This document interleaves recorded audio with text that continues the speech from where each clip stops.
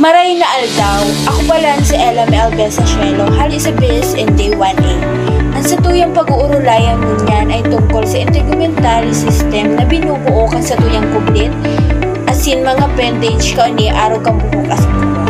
So ang hapon, ano nga ba ang integumentary system?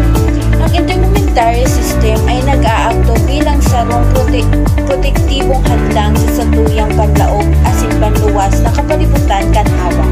Ini din ang nagpuprotekta sa satuyang hawak hali sa physical, chemical, asin biological na danos. Nagre-regular din unik ang satuyang temperatura asin nagtatabang sa pagmantener kang balanse nin lumido. Ang sistema nin integumentaryo ay binubuo sa mga organ na ini. Inot kan satuyang buhok, kuko, asin mga glandula, arukang, sebaceous, saka singot o inaapon ng sweat glands. Ang mga organong ini nagtatrabaho ng tarabang-tabang tangad maprotektahan ang hawak, regulahon ang temperatura, asin magkibon ng iba pang mga importanteng function. Ang inot na organo ay inaapod na kublit. Ini ang pinakadakulang organo ng hawak. Ini kompesto ni duwang pangilot na suhay na inaapod epidermis asin dermis. Ang epidermis iyo ang panluwas na pato na nagtatao ng proteksyon sa ulan.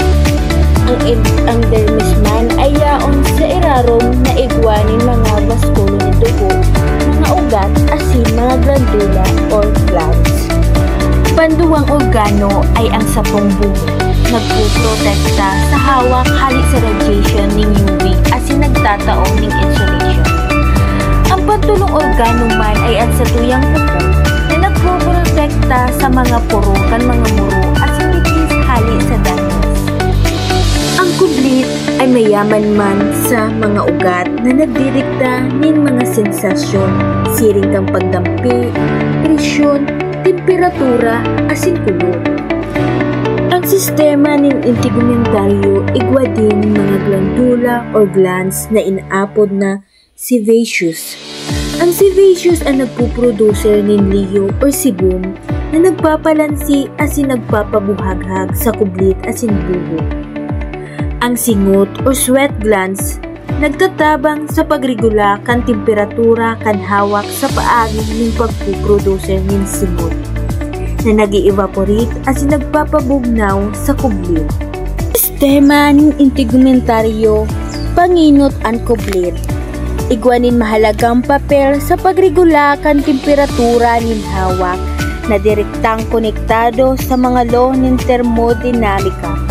Espesipiko, ang kublit nagagamit ng mga mekanismo tanganing mapanatili ang homeostasis sa paagi ng pagmana ni har kang pagbalhin min init susug sa inot na law ng thermodinamika na nagsasabi na ang enerhiya da pwedeng likaon o siraon kundi transformahon sana. Kabuuhan, ang papel kan sistema ng integumentaryo sa termoregulasyon sarong praktikal na aplikasyon kang inot na law ng thermodinamika na sinisiguro na ang hawak mapanatili ang matatag na temperatura ng core sa paagi ng pagbabalanse ng produksyon ng init asin pagkawara ng init sa paagi ng manlain-lain na mekanismo.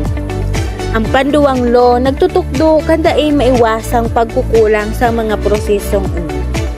Taan ibang enerhiya perming nawawara bilang init na nagaambag sa pangkagabusan na entropiya kan sistema.